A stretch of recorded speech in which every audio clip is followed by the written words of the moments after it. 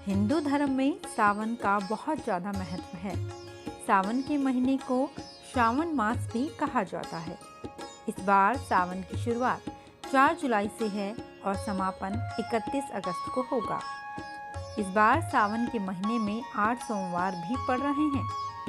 सावन का महीना भगवान शिव जी को अत्यंत प्रिय है। वैसे तो कांवड़ शब्द के कई अर्थ होते हैं, पर यहाँ पर कांवड़ का अर्थ क यानी ब्रह्मा, और जहाँ ब्रह्मा है वहाँ तीनों देवताओं का भी वास है, और जो उनमें रमन करे उसे कांवड़िया कहेंगे। कांवड़िया का सही अर्थ जो भगवान शिव में पूरी तरह से लीन होकर उनका भजन करते हुए भगवान शिव का अभिषेक करे। कांवड़ यात्रा की शुरुआत को लेकर कई मान्यताएं हैं, तो आइए जानते हैं वो मान्यताएं क्या क्या हैं। पौराणिक कथाओं के अनुसार देवी सती के अग्निदाह के बाद सावन के महीने में ही दोबारा शिव पार्वती मिलन हुआ था। ये सावन का महीना शिव जी को बेहद प्रिय है। कहा जाता है कि इस महीने में उनको मनाना बहुत ही आसान होता है, इसलिए इस महीने में उनके प्रिय भक्त पूरी कोशिश करते हैं कि भगवान शिव मान जाएं और उनके बिगड़े हुए सभी काम बन जाएं। मान्यता है कि कांवड़ यात्रा की शुरुआत सबसे पहले परशुराम जी ने किया था।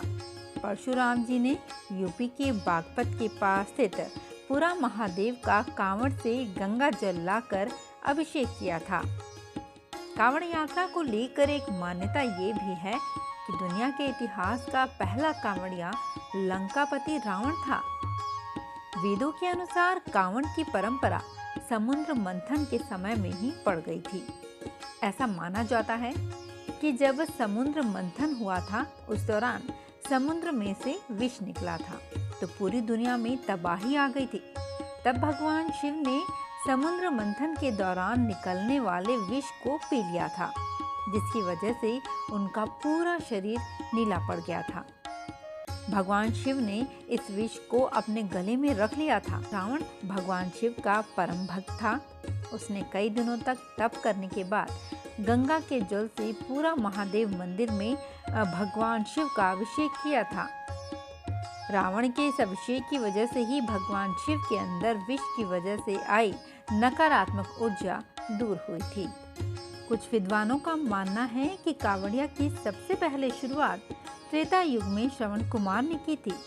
श्रवण कुमार अपने माता पिता को हिमाचल के ऊना से हरिद्वार लाए, उन्हें पवित्र गंगा स्नान करवाया और लौटते समय साथ में गंगा जल ले आए और जल से अपने माता पिता को शिव जी के शिवलिंग पर अभिषेक करवाए।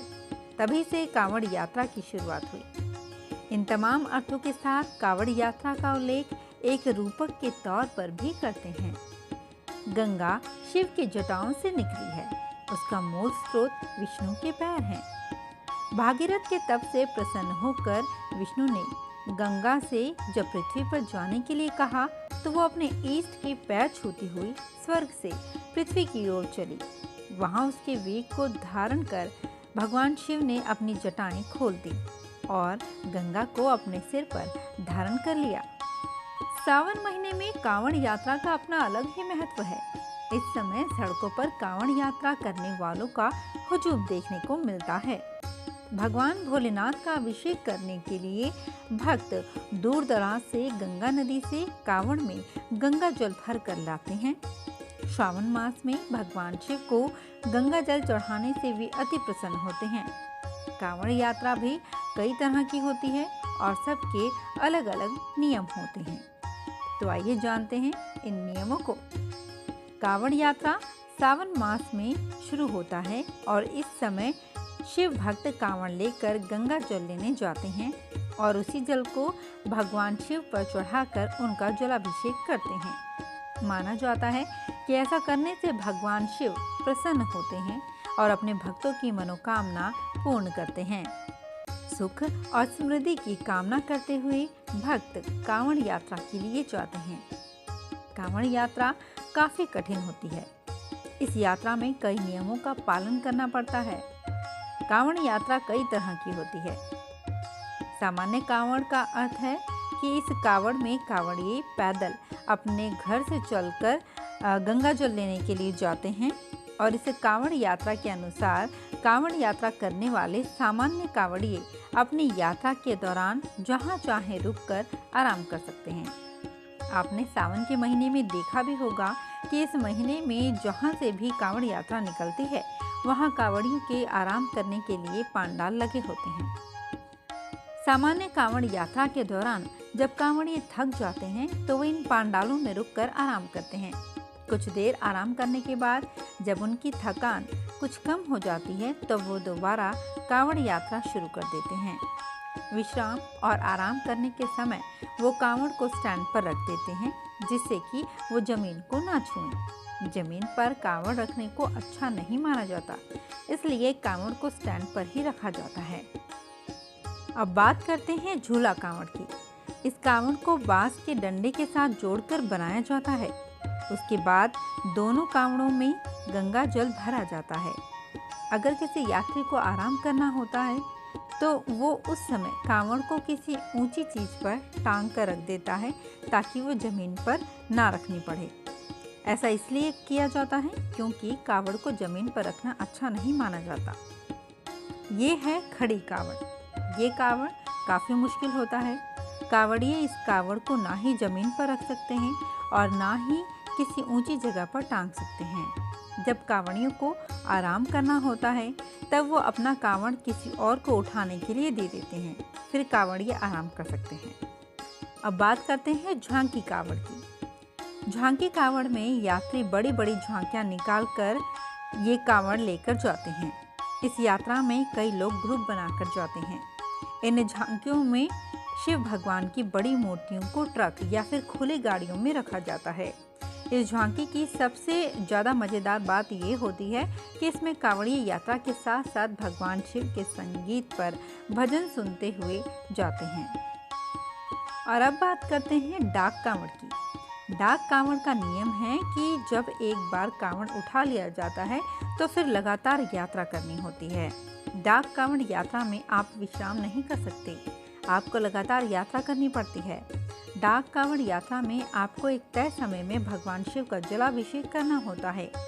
यात्रा के समय मल मूत्र तक नहीं किया जाता है। डाक कांवड़ में नियमों की अवहेलना से यात्रा खंडित हो जाती है। अधिकतर भक्त ग्रुप में डाक कांवड़ यात्रा करते हैं। इस दौरान जब शिव भक्त हरिद्वार नीलकंठ से कांवड़ लेकर यात्रा शुरू करते हैं तो बीच बीच में एक दूसरे के कांवड़ की अदला बदली करते हैं। साथ ही कुछ भक्त गाड़ियों के जरिए भी डाक कांवड़ यात्रा करते हैं ताकि तय समय पर भगवान शिव का जलाभिषेक किया जा सके। कांवड़ यात्रा करने के कुछ नियम भी हैं। वर्तमान समय में कुछ लोग अपनी सुविधा के अनुसार कांवड़ यात्रा करते हैं। सच पूछिए तो कांवड़ यात्रा पैदल करने का नियम है। यात्रा के दौरान भक्तों के लिए बहुत कड़े नियम बनाए गए हैं। कांवड़ के दौरान व्यक्ति को सात्विक भोजन करना चाहिए, सात्विकता के साथ रहना चाहिए। यात्रा के दौरान आपने जिस भी मंदिर का संकल्प लिया है वहां तक नंगे पैर जाते हैं। मान्यता है कि कांवड़ यात्रा में सारे नियमों का पालन करने से मनवांछित फल की प्राप्ति होती है। हमारे शास्त्रों सहित भारत के समस्त हिंदुओं का विश्वास है कि कांवड़ यात्रा में जहाँ जहाँ से जल भरा जाता है वो गंगा जी की धारा में से ही लिया जाता है। कांवड़ के माध्यम से जल चढ़ाने से मन्नत के साथ साथ चारों पुरुषार्थों की प्राप्ति होती है। कांवड़िए बिना नहाए कांवड़ को नहीं छू सकते और यात्रा के दौरान कांवड़ को जमीन पर नहीं रखा जाता है। कांवड़िए को यात्रा के दौरान साफ सफाई का पूरा ध्यान रखना चाहिए।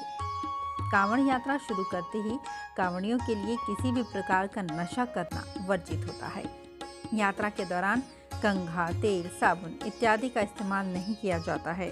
चारपाई पर ना ही बैठना है और चारपाई पर नहीं बैठने जैसे नियमों का पालन भी करना होता है।